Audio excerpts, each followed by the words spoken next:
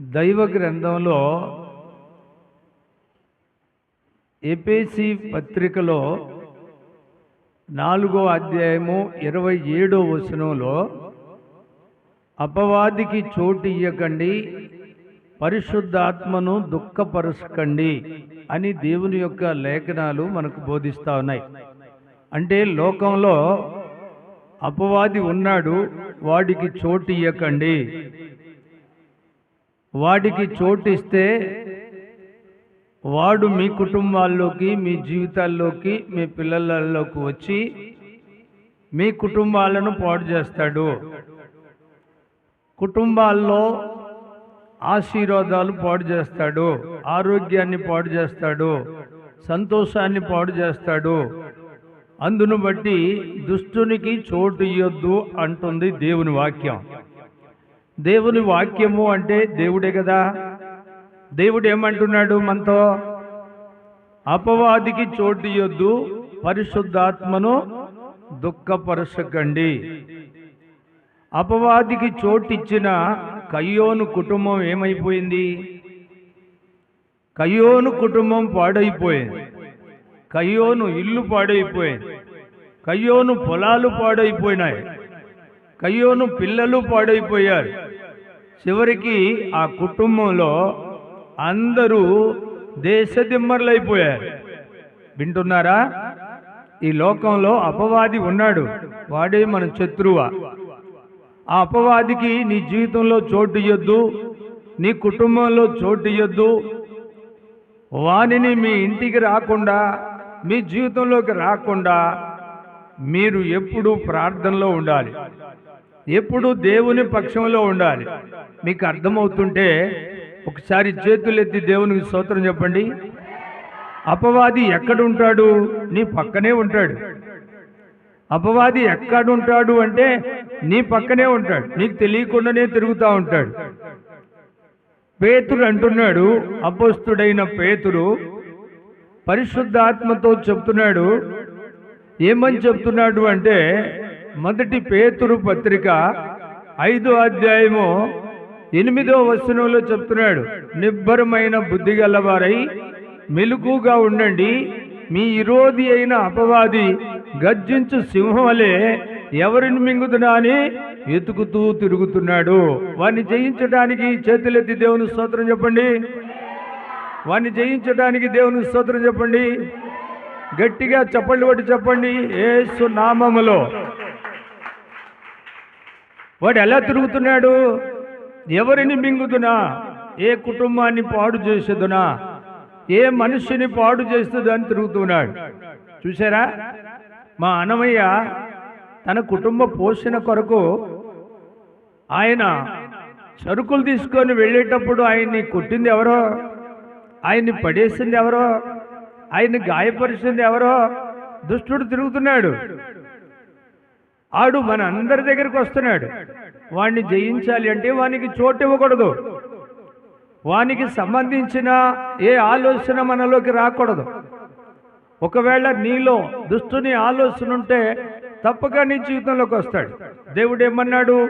దుష్టుని ఆలోచన చొప్పున నడవక, పాపుల మార్గమందు నిలవక, అపహాస్కులు కూర్చునే చోట్లలో కూర్చున్నక. ఈ 3 లక్షణాలు నీలోకి రాకుండా చూసుకోవాలి. 2 చేతులెత్తి దేవునికి స్తోత్రం చెప్పండి. ఈ లోకంలో దుష్టుడు ఆ 3 లక్షణాలతో తిరుగుతున్నాడు. వాడు ఇంకా దుర్భాషలతో తిరుగుతున్నాడు. వాడు ఇంకా కయ్యోనును ఏ విధంగా అయితే పాడు చేశాడో అలాగా మన జీవితాలను పాడు చేయటానికి, మన కుటుంబాలను పాడు చేయటానికి, దేవునికి మనకు దూరం చేయటానికి, దేవుని వద్ద నుండి వచ్చే మంచి ఆశీర్వాదాలు మనం అనుభవించకుండా మనల్ని ఏదో ఒక విధంగా పాడు చేయటానికి వస్తున్నాడు. వాడిని జయించాలంటే మనం ఏం చేయాలి? యాకోబు రాసిన పత్రిక 4వ అధ్యాయము 7వ వచనంలో యాకోబు అంటున్నాడు, కాబట్టి దేవునికి లోబడండి, అపవాదిని ఎదిరించండి, అప్పుడు వాడు మీ వద్ద నుండి పారిపోను. నువ్వు దేవునికి లోబడినప్పుడు, అపవాదిని ఎదిరించినప్పుడు వాడు ఏం చేస్తాడు? పారిపోతూ ఉంటాడు. ఏబు తన యొక్క కుటుంబం కోసం దేవునికి లోబడ్డాడు, అపవాదిని జయించాడు. అపవాదిని జయించిన తర్వాత యోబుకు రెండంతల ఆశీర్వాదాలు దేవుడిచ్చాడు. ఎందుకు అంటే అపవాది మీద జయం పొందిన ఆ మంచి ప్రార్థనాపరుడైన యోబుకి రెండంతల ఆస్తి ఇచ్చాడు. దేవుని స్తోత్రం చెప్పండి. ఒకసారి రెండు చేతులెత్తి దేవుని స్తోత్రం చెప్పండి. గట్టిగా చప్పట్లు కొట్టండి, మెలకువగా ఉండి. యేసు నామములో దుష్టుణ్ణి మనం జయించాలి, అపవాదిని మనం జయించాలి. మనలో దుర్భాషలు రాకూడదు, మనలో పాపపు లక్షణాలు రాకూడదు. అలాగా వస్తే మనల్ని వాడు పడగొడతాడు, చెడగొడతాడు. మీరు ఆలోచించండి. అపవాది అంటే ఎలా ఉంటాడు అనుకుంటున్నారా? అపవాది భయంకరమైన ఒక రూపముతో వస్తాడు. వాని యొక్క రూపం వికారమైన రూపం, భయంకరమైన రూపం. వాడు కూడా సింహంలాగా గద్దిస్తున్నాడు. మన యేసు ప్రభు సింహమైతే వాడు కూడా సింహంలాగా వేషం వేసుకొని వస్తున్నాడు. ఎందుకంటే ఆయన పోలికలో చేసిన మనందరినీ పడగొట్టి చెడగొట్టి పాపములో పడవేసి వాని యొక్క లోకానికి పాతాళానికి నడిపించడానికి, పాతాళ లోకంలోనికి నడిపించడానికి వాడు ఈ లోకంలో తిరుగుతా ఉన్నాడు. కాబట్టి మనం అర్థం చేసుకుందాం. మరొక మాట చెప్తున్నాడు బైబిల్ గ్రంథంలో, ప్రకటన గ్రంథం 12వ అధ్యాయము 12వ వచనంలో, అందుచేత పరలోకమా, పరలోక నివాసులారా ఉత్సహించండి, భూమి సముద్రమా మీకు శ్రమ. అపవాది తనకు కొంచెమే సమయమని బహు క్రోధము గలవాడై ఎవరిని పాడు చేద్దునా, ఎవరిని కొడుదునా, ఎవరిని నాశనం చేసుదునని వాడు బహు క్రోధం గలవాడై కచ్చితో మన మీదకు వస్తున్నాడు. వాడిని మనం ఎదుర్కోవాలి. ఎంతమంది ఎదుర్కొంటారో చేతులెత్తండి. క్రోధం గలవాడు కచ్చితో వస్తున్నాడు. వాడు బహు వికారంగా వస్తున్నాడు. వాడు మనల్ని పడగొట్టాలి, చెడగొట్టాలి అంటే మనం దేవునికి లోబడాలి. దేవుడు మనలో ఉండాలి. దేవుని ఆత్మ మనలో పనిచేయాలి.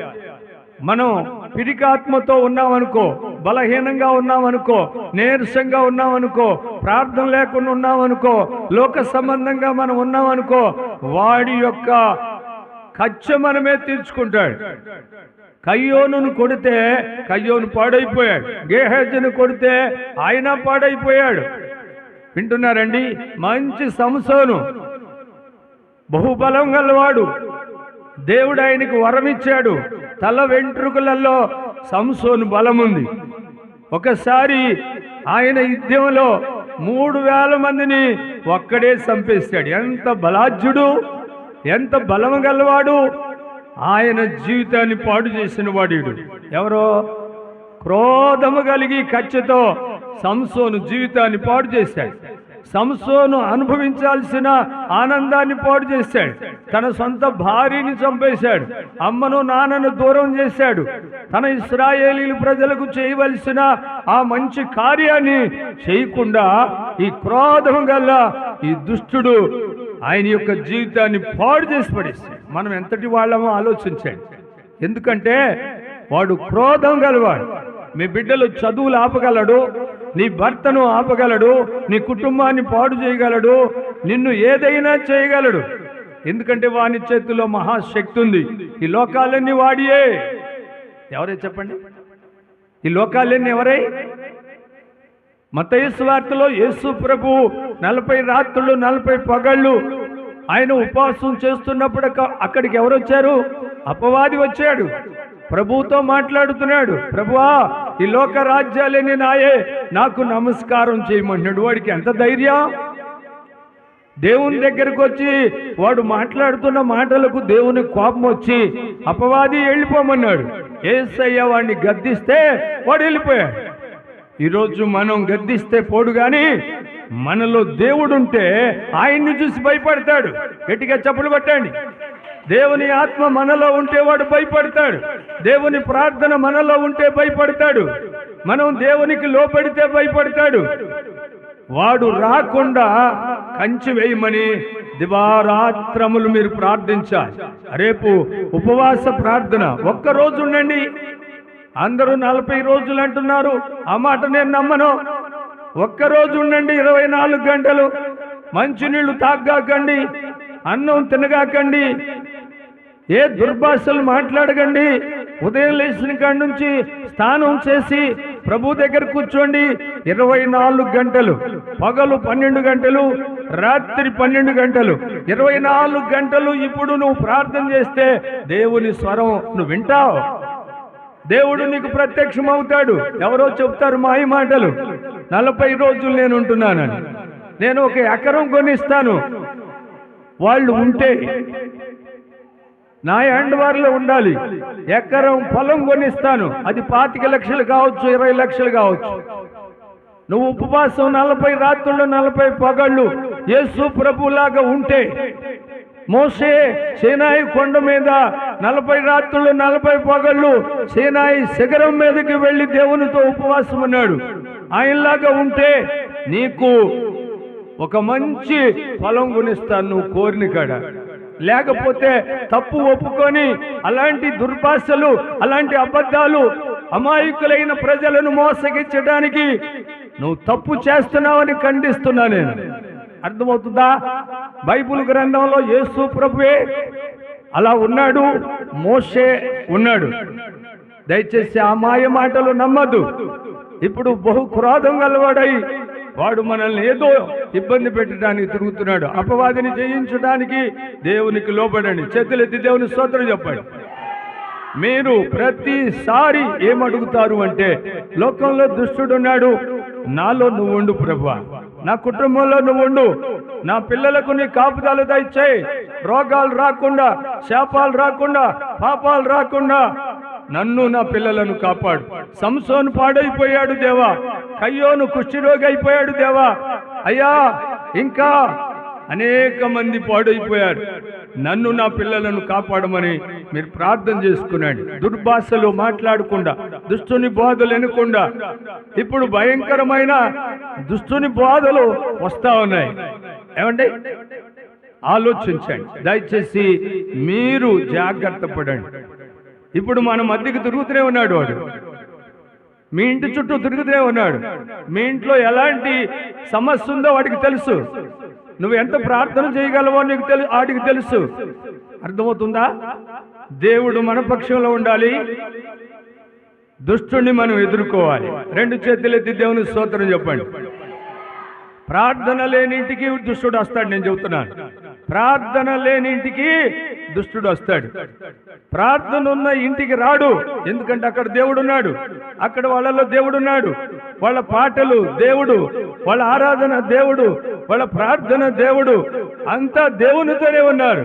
అలాంటి బిడ్డలను దేవుడు కాపాడుతాడు. దుష్టునికి ఎంత మాత్రం చోటు ఇవ్వదు. దయచేసి మీ కొరకు నేను ప్రార్థిస్తున్నా. తలలో ఉంచండి, కళ్ళు మూసుకున్నాడు. సంస్కార వారం కనుక అందరూ ఒక్కరోజు ఉండండి. ఒక్కరోజు ఉంటే ప్రభు మీకు గొప్ప ఆదరణ కలుగు చేస్తాడు.